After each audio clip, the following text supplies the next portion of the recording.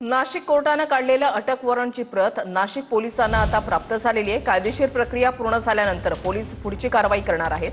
नाशिक पोलिसांचं पथक आज मुंबईला येण्याची शक्यता आहे।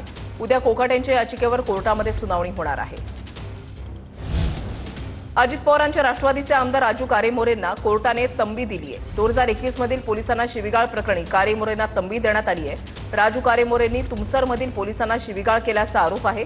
2 वर्ष कोणाशी भांडण न करण्याच्या अटीवर आरोपातून मुक्तता करण्यात आली आहे। भंडारा जिल्हा सत्र न्यायालयाचा हा निकाल आहे। पुढच्या बातमीकडे वळूयात। शिवसेना आमदार मंगेश कुडाळकरांवर गुन्हा दाखल करण्याचे आदेश देण्यात आले। सार्वजनिक निधीचा गैरवापर केल्याचा कुडाळकर यांच्यावर आरोप आहे। याचिकाकर्ते रमेश बोरवा यांचा आरोप आहे। आमदार कुडाळकरांवर सार्वजनिक निधीचा गैरवापर केल्याचा आरोप असून हे आरोप गंभीर स्वरूपाचे आहेत, त्यामुळे या प्रकरणाची सखोल चौकशी झालीच पाहिजे असं निरीक्षण नोंदवत अतिरिक्त न्यायाधीश सत्यनारायण दामोदर यांनी मंगेश कुडाळकरांच्या विरोधात एफआयआर नोंदवण्याचे एसीबीला आदेश दिले। आणखीन एक महत्त्वाची बातमी। सातारा सावरीमधील ड्रग्स प्रकरणाशी माझा संबंध नाही असं प्रकाश शिंदे यांनी म्हटलंय। विरोधकांचे आरोप राजकीय द्वेषातून असं प्रकाश शिंदे यांनी म्हटलंय। राजकीय द्वेषातून आपलं नाव या प्रकरणामध्ये गौलं जातंय असं प्रकाश शिंदे यांनी म्हटलंय। साताऱ्यामधला कारखाना आणि ती जमीन आपली नाही असं प्रकाश शिंदे यांनी म्हटलंय। ठाकरे सेना काँग्रेसचे आरोप खोटे आहेत आणि अब्रू नुकसानीचा दावा करणार असं प्रकाश शिंदे यांच्याकडून सांगण्यात आलंय। माझा जागेशी काही संबंध नाही। उबाटा आणि काँग्रेसच्या काही नेत्यांनी माझ्या विरोधात केलेले आरोप बिनबुडाचे आणि निराधार आणि खोटे आहेत। केवळ सनसनाटी निर्माण करण्यासाठी ते केले जात आहेत। एमडीचा साठा जिथे सापडला ती जमीन भोईर शेतकऱ्यांच्या मालकीची आहे। तो कारखाना किंवा जमीन माझ्या मालकीची नाही।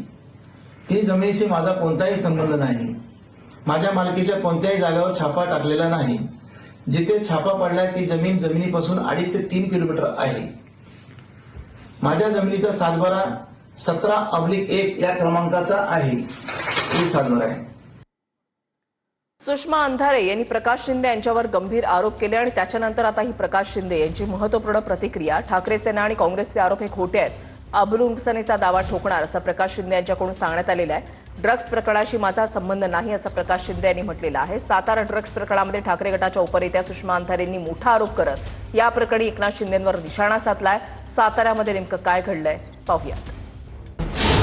ठाकरेंच्या शिवसेनेच्या नेत्या सुषमा अंधारे यांनी उपमुख्यमंत्री एकनाथ शिंदे यांच्या राजीनाम्याची मागणी केली।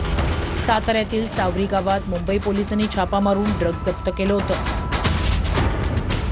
या प्रकरणातील आरोपींना एकनाथ शिंदेंचे बंधू प्रकाश शिंदे यांच्या हॉटेलमधून जेवण जात होतं असा आरोप अंधारेंनी केला। याशिवाय या प्रकरणातील 2 आरोपी फरार असल्याचा आरोपही त्यांनी केला। जे हॉटेल प्रकाश शिंदे यांचं, जे हॉटेल रणजित शिंदेने चालवायला घेतलं, जे हॉटेल रणजित शिंदे हा दरेगावचा सरपंच आणि युवा सेनेचा तालुका प्रमुख। आता प्रश्न असा निर्माण होते की असं पंचतारांकित रिसॉर्ट तयार होत आहे आणि अशा रिसॉर्ट मधलं जेवण 3 कामगारांना परवडलं कसं काय? या राज्याच्या उपमुख्यमंत्र्यांच्या भावाच्या हॉटेलचा संदर्भ पोलिसांनी का घेतला होता? काय संबंध होता नेमका? पोराचं नाव येतंय म्हणून जर बापाचा राजीनामा मागितला जातो तर त्याच न्यायाने भावाचं नाव येतं म्हणून भावाचा राजीनामा मागितला पाहिजे। मी श्रीयुत एकनाथ शिंदेजी यांच्या राजीनाम्याची मागणी करते। त्यांना म्हणाव एका केसला अब्रू नुकसानीच्या त्या सामोरे गेल्यात। माझ्या बाबतीत सुद्धा त्या असंच बोलल्या होत्या। पुण्यामध्ये जे ड्रग्ज प्रकरण झालं त्यावेळी माझ्याकडे एक्साईज खातं होतं आणि त्या एक्साईज खात्याचा माझा त्या ड्रग्ज प्रकरणाशी संबंध आहे, माझा राजीनामा घ्या अशी मागणी केली होती। त्यांना कोर्टापुढे येऊन जामीन घ्यावा लागला पाटण न्यायालयामध्ये।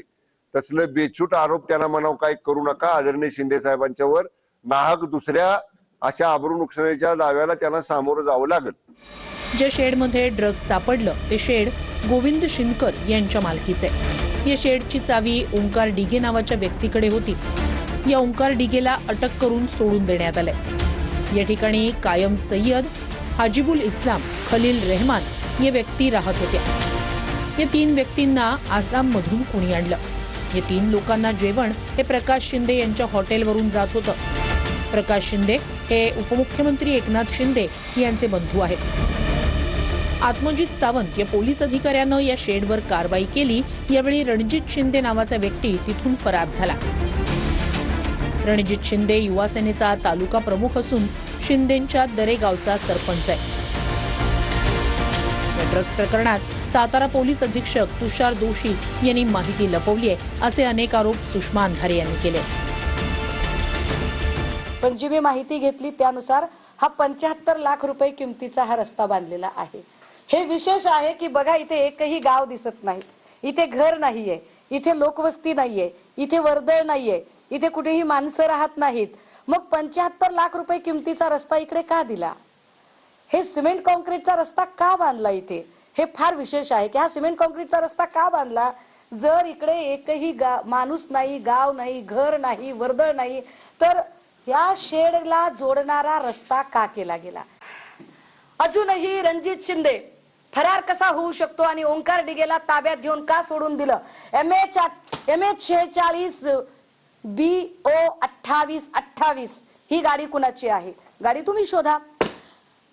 MH 11 व्हाईट कलरची इर्टिगा गाडी ओंकार डिगेला घ्यायला आली होती असं प्रत्यक्षदर्शी सांगतात। गावातले भीती वाटते त्यांना, त्यांच्या जीवाची भीती वाटते। स्थानिकचे पत्रकार सांगतात, कितीतरी लोक, पण ते म्हणतात ताई आमचं